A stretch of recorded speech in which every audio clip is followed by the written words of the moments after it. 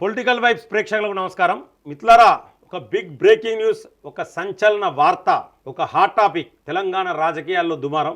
Etela Rajender BRS లోకి. మరి దాని గురించి నేను క్లారిటీ ఇచ్చేందుకు ఈ వీడియో ఇస్తా ఉన్నా మిత్రులారా. దానికంటే ముందు ఈ యొక్క వీడియో లైక్ చేయండి, మీ యొక్క అభిప్రాయాన్ని కామెంట్ బాక్స్లో రాయండి. సబ్స్క్రైబ్ చేయని వాళ్ళు మన ఛానల్ను సబ్స్క్రైబ్ చేయండి, బెల్ బటన్ నొక్కడం మర్చిపోకండి మిత్రులారా. సుత్తి లేకుండా రెండు ముచ్చట్లు చెప్తా. ఈటల రాజేందర్ ఈ మధ్యలో ప్రెస్ అడ్రస్ చేసుకుంటా రెండు విషయాలు మాట్లాడిండు. ఒకటి కాళేశ్వరం అంశం, రెండవది ప్రాంతీయవాదం. కాళేశ్వరం అంశంలో ఈటల రాజేందర్ మాట్లాడిన మాటలు ఏంటంటే, 1,00,000 కోట్ల ప్రాజెక్టు కాకుండా 1,00,000 కోట్ల అవినీతి జరిగిందంటాను రేవంత్. నేను అప్పుడు ఆర్థిక శాఖ మంత్రిని కాబట్టి ఈ విషయాలు మాట్లాడుతున్నా. ఇలాంటి అబద్ధాలు ఆడుకుంటేనే నువ్వు అధికారంలోకి వచ్చినావు రేవంత్. అమలు కాని హామీలు ఇచ్చి ప్రజలను మోసం చేసి నువ్వు అధికారంలోకి వచ్చినావు.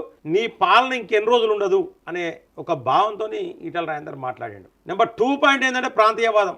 భారతీయ జనతా పార్టీలో nation first, party next, personal తర్వాతనే అని చెప్పేసి ఉంటుంది. అట్లనే నేను తెలంగాణ అంటే నాకు ఫస్ట్, తర్వాత పార్టీయే, తర్వాతనే వ్యక్తిగతం అని చెప్పిండు. దీంట్లో 5 పైసల వంతు తప్పు లేదు. తెలంగాణ ఉన్న పాకిస్తాన్లో ఉన్నదా? తెలంగాణ ఉన్న బంగ్లాదేశ్లో ఉన్నదా? తెలంగాణ ఉన్న ఆఫ్ఘనిస్తాన్లో ఉన్నదా? దేశం అంటే మట్టి కాదో, ఈ దేశం అంటే మనుషులో. దేశం అంటే మట్టి కాదు, మనుషులే.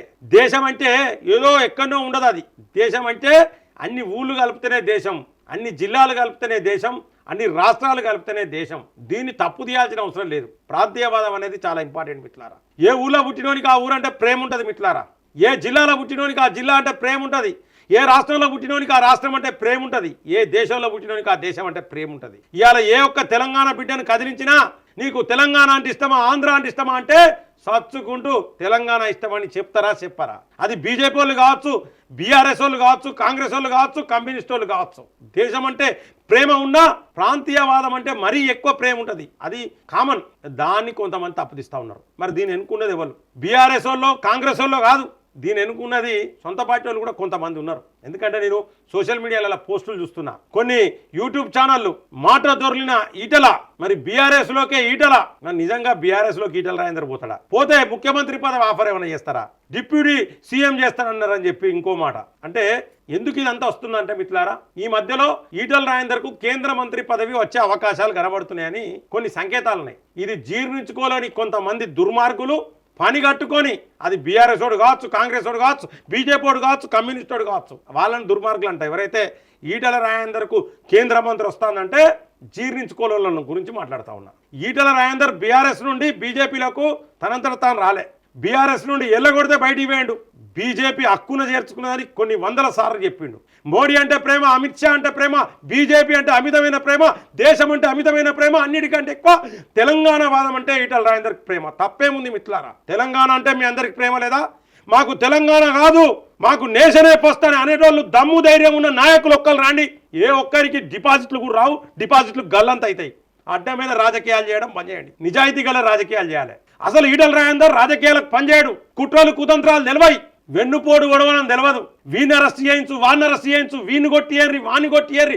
ఈ గ్యాంగును పెట్టి పోషించాలి, ఆ గ్యాంగును పెట్టి పోషించాలి. సొంతంగానే ఏదో కావాలనే ఆలోచనలు ఈటల రాజేందర్ మైండ్లో ఎప్పుడూ ఉండవు. నేను అన్ని తెలిసిన వ్యక్తిగా చెప్తా ఉన్నా. నాకు అనిపిస్తుంది అసలు ఈటల రాజేందర్ రాజకీయాలకే పనిచేయడు, ఏదన్నా ప్రజాసేవ చేసుకున్నది నయం. ఆ జమునమ్మకు కూడా చెప్తా ఉన్నాం. జమునమ్మకు ఆ మైండ్లో ఉంటుంది. 2-3 సందర్భాలల్లో ఆ జమునమ్మ కూడా అన్నది, ఎందుకు మనం సపరేట్గా ఏదైనా సేవా కార్యక్రమాలు చేసుకున్న ఈ అడ్డమైన రాజకీయాలు ఎందుకని రాజేంద్రన్నకు కొన్ని వందల సార్లు చెప్పింది. ఎందుకంటే ఇటువంటి దరిద్రపు కొట్టు రాజకీయ వ్యవస్థలో మనం ఉన్నాం. తప్పు రాజకీయ నాయకులది కాదు, తప్పు ప్రజలది. ఎందుకంటే రేపులు చేసిన వాళ్ళు ఇలా ఎమ్మెల్యేలు అవుతున్నారు, మర్డర్లు చేసిన వాళ్ళు ఇలా ఎమ్మెల్యేలు అవుతున్నారు, భూ కబ్జాలు చేసిన వాళ్ళు ఎమ్మెల్యేలు అవుతున్నారు, మంత్రులు అవుతున్నారు, ముఖ్యమంత్రులు అవుతున్నారు మన దేశంలో.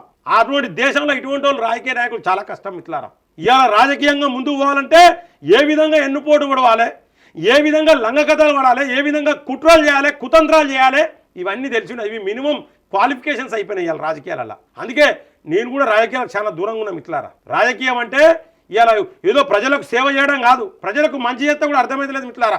మనమే ప్రజలకు ప్రాబ్లం క్రియేట్ చేయాలి, దానికి సొల్యూషన్ కూడా మనమే ఇవ్వాలి. అప్పుడే మనం రాజకీయ నాయకులం అవుతాం. అటువంటి రాజకీయ నాయకులనే ఈ ప్రజలు నమ్ముతా ఉన్నారు. తప్పెవరిది మరి? ప్రజలదా, రాజకీయ నాయకులదా?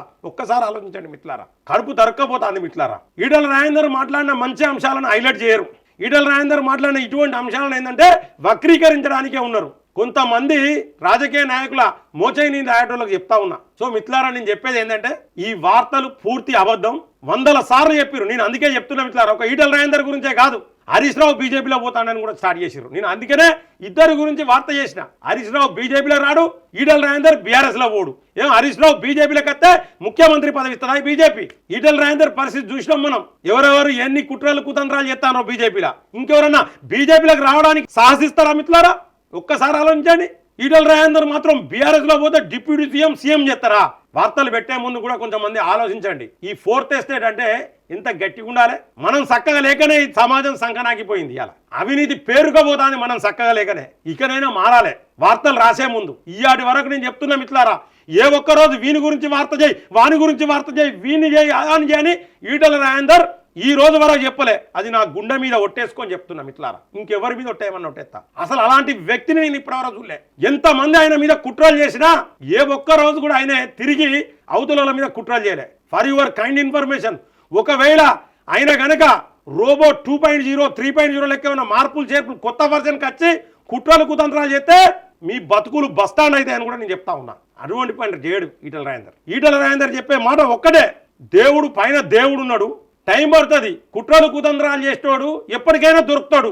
అప్పటి వరకు మనం ఏం చచ్చిపోం, అన్ని చూస్తాం.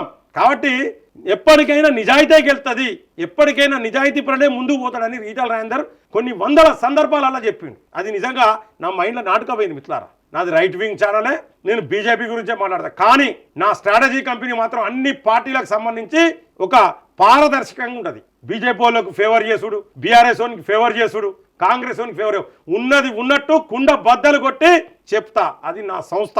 సో మిత్రులారా, మరి ఈటల రాజేందర్ బీఆర్ఎస్ లో ఓడు, హరీష్ రావు బీజేపీలోకి రాడు. ఇవన్నీ ఊహలే. ఇవి దీని వెనుక రకరకాల చాలా మంది ఉన్నారు. వాళ్ళు ఎవరు అనేది కూడా మీరు కామెంట్ బాక్స్లో రాయండి. లైక్ చేయండి ఈ వీడియోను. సబ్స్క్రైబ్ చేయని వాళ్ళు మన ఛానల్ సబ్స్క్రైబ్ చేయండి. బెల్ బటన్ నొక్కడం మర్చిపోకండి మిత్రులారా. జై హింద్, జై భారత్.